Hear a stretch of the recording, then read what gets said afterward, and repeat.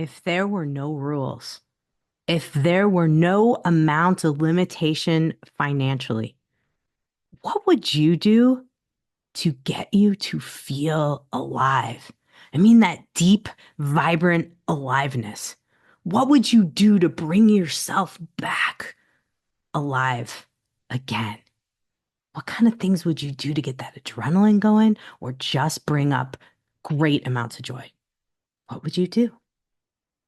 So I want you to ponder like, okay, do you have these ideas? Do you have these things you're interested in, but things are getting in the way, whether it's work, whether it's kids, whether it's other commitments. And then you kind of push it off because you're like, it's just not convenient. So my husband said to me, well, I figured out something that was convenient, so I won't push it away. Our backyard is a cornfield. It's very large. While we don't own our backyard, our neighbor has said we could ski back there. We could do whatever. My husband's like, well, I could kite ski back there.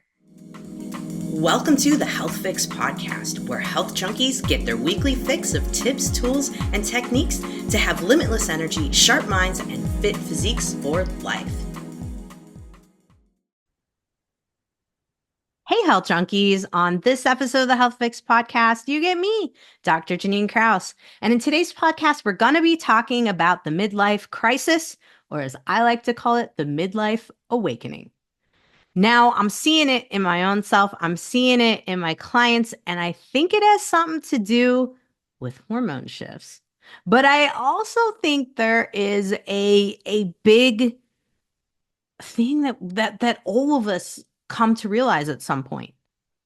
And it's, am I doing all the things that bring me joy?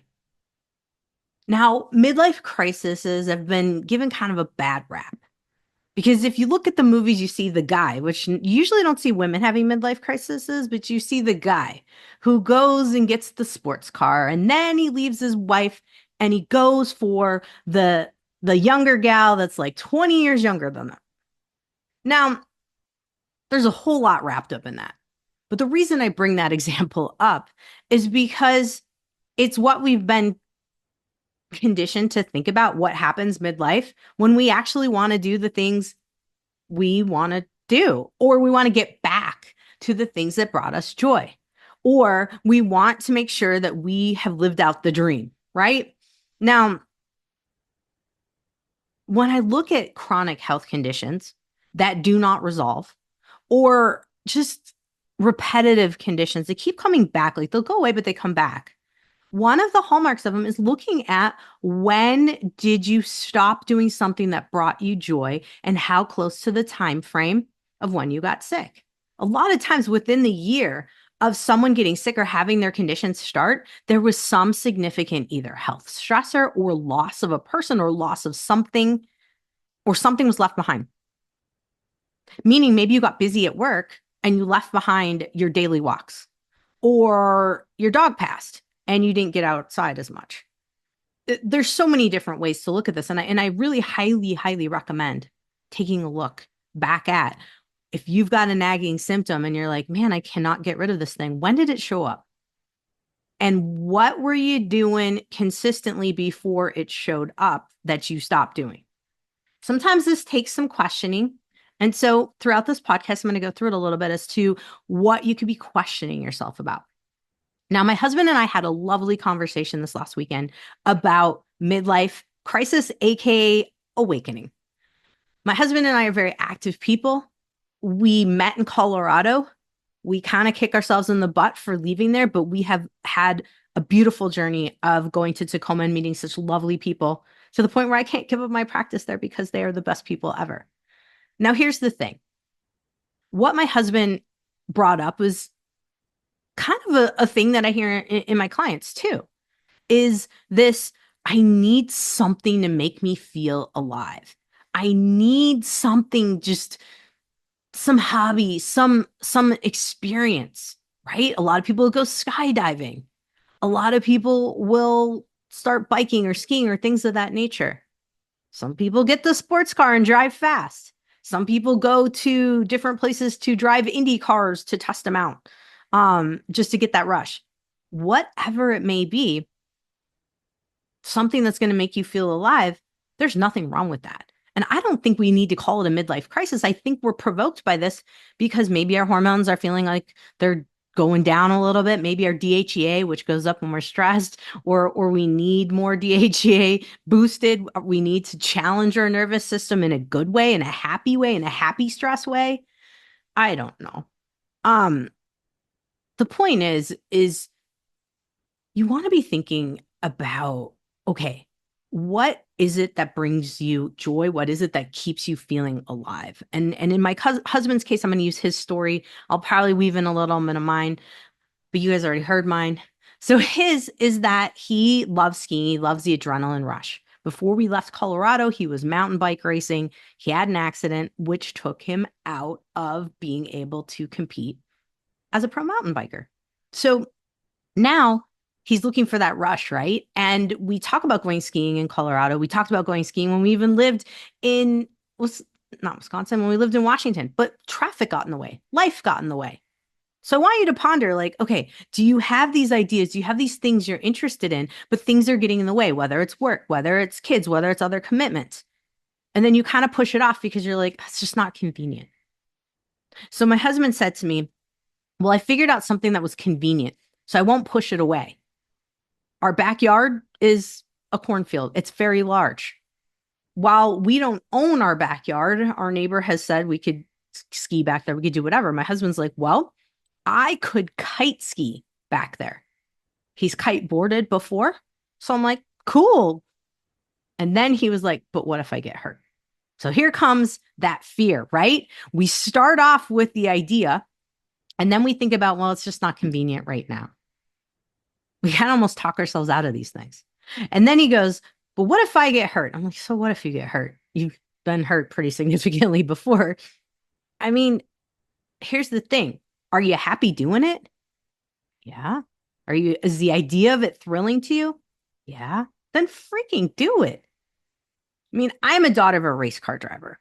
My dad, he knew the risks. I mean, he was racing before they had roll cages, right? People died in the 50s when you were racing. It's not like what it is today. It's so dialed in today and people still die. But my dad loved those rushes, right? And he was like, screw the fear. I'm doing this anyway. And he still raced into his 70s. Talk about just doing it, right? Just doing things to the T. Now, when did he start getting sick? When he left some of that stuff go, when he let go of his racing crew. So that's pretty significant. Now, my husband had the injury.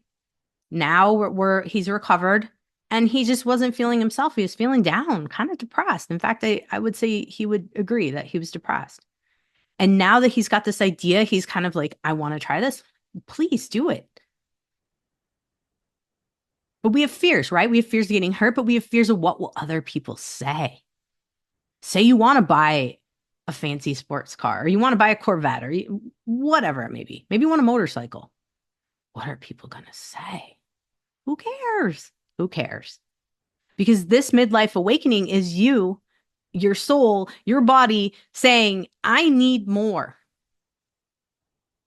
And I think we hold ourselves back from that more for fears, for convenience, and then last but not least, waiting for the right time. This is a biggie.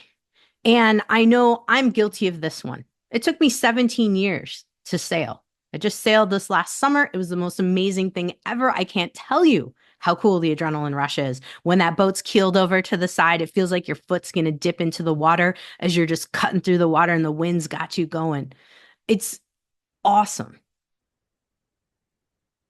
But I waited 17 years to do it because I was like, oh, time's not right. Oh, I don't have enough time to commit to it. Now I'm like, I will do anything to sail. I want you guys to have that same kind of feeling. I want you to be thinking about how good is this for your health? I'm not going to lie. Prior to committing to sailing, I was starting to feel a little bit like in life. You know, I love Wisconsin, but it's not Colorado. It's not Washington State. If you've ever been to either one of them, they're beautiful, incredible states, especially in the mountainous area. And Wisconsin has a lot of cornfields and it's flat. Well, it's not entirely true. We do have some hills. But the point is depending on your lifestyle and what you're looking for, you might have hit a rut. Let's say I was in a rut. Okay, yes, I was. So how does this tie in to midlife crisis? How does this tie into midlife awakening? I'm 46 years old at the time of this recording. I'm thinking, okay, I got 4 years, I'm gonna be 50. I do want to live over 100. So, okay, I'm not quite at midlife, maybe, but I've got these things. I've got this drive. I've got this like inner knowing that I want something more. I want to do something different. Do you have that? Are you feeling that? Feeling that and not taking action on it can be hard on you. And you might be thinking the fears, right? Like, what will people say of my dreams? What will people say about X, Y, and Z? Don't tell them. Don't tell them, just do it. Because if you tell them, they're going to create more fear and blah, blah, blah, wait for this and wait for that in your head. My husband kept saying, well, wait till we can do the kite skiing together. I'm like, I don't want to do it. I don't. You do it. I'll watch you. Maybe I'll get inspired, but I want to sail, right? So it's thinking about these things.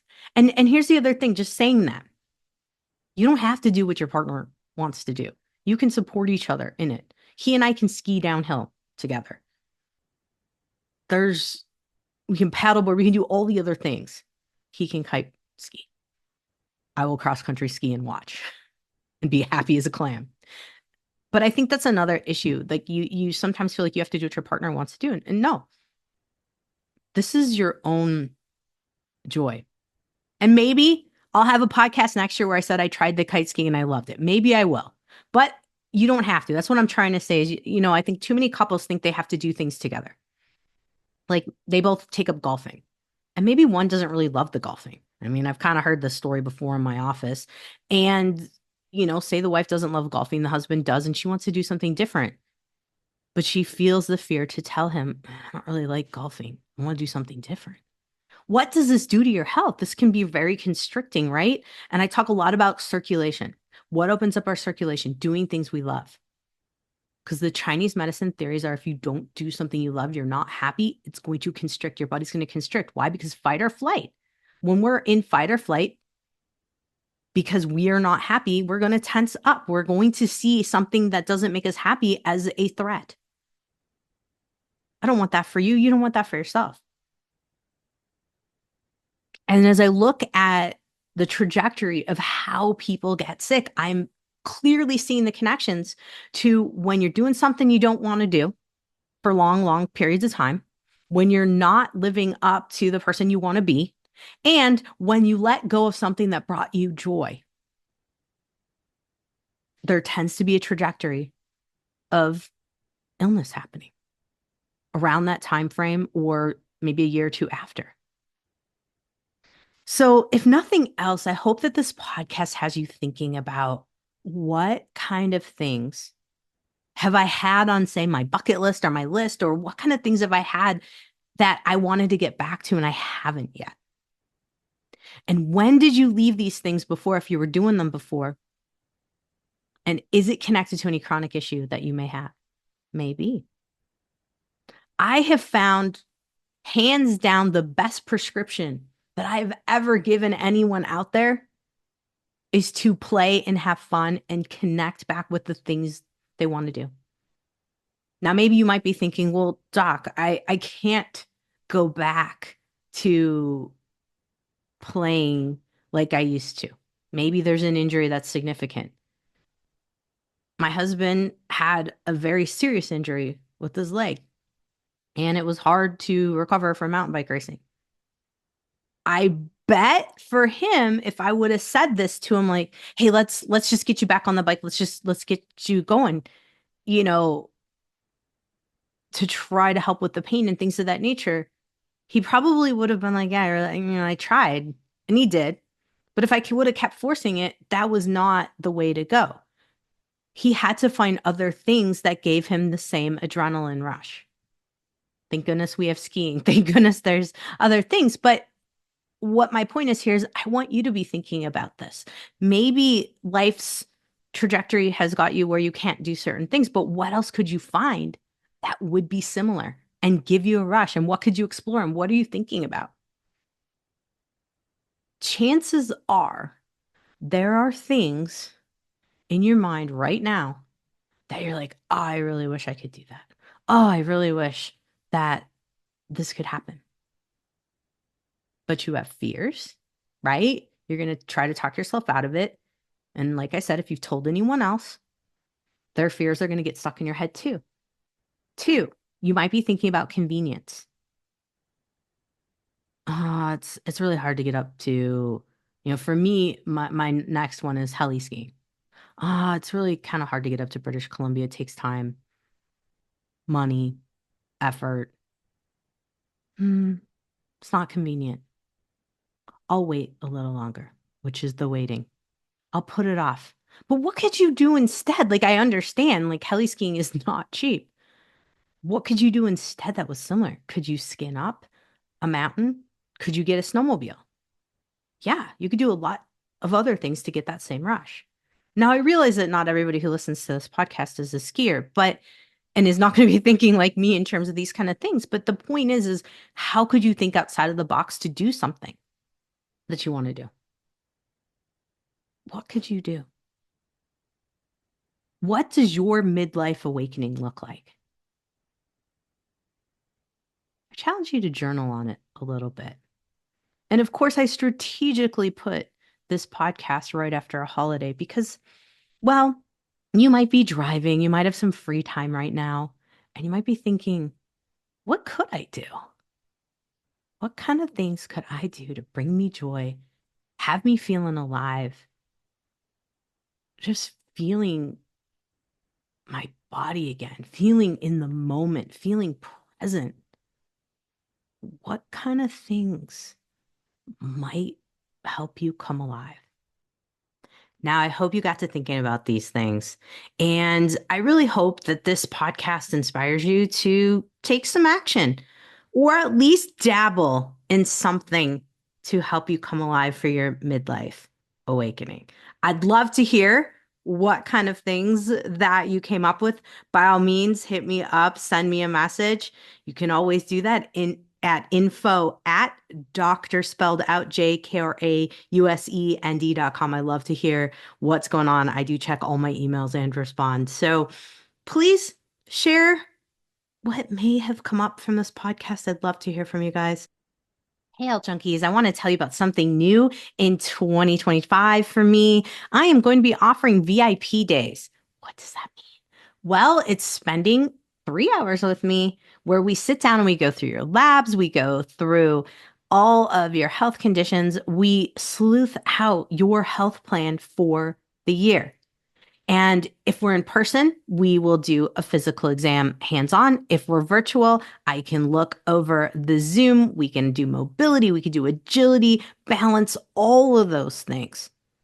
And we can also take a look through your pantry. We can look through your hygiene products. We can look through what you're using in your home to make sure that you are doing everything you can to keep things non-toxic. So it's my way of spending an extra amount of time with you to help you figure out your plan for the year. Then from there, we have check-ins at 3, 6, and 12 months, and we can see how you're doing. You've got support along the way to make sure that you are on track for your health. So whether you have certain health conditions, you have certain health goals, or you just want to optimize your health, this is an option for you to get hands-on.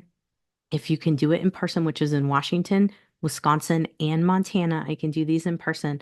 Or if you are doing it virtually, you will have one-on-one time with me to talk about everything that's going on. I can see what's going on with you physically, and we can determine next steps for you to optimize your health. If you're interested, send me a message at info at Dr. spelled out JKRAUSEND.com. All right, that's it for this podcast. Have a great day, whatever you're doing. Hey, fellow health junkie, thanks for listening to the Health Fix podcast. If you enjoyed tuning in, please help support me to get the word out about the podcast. Subscribe, rate, and review, and just get that word out. Thanks again for listening.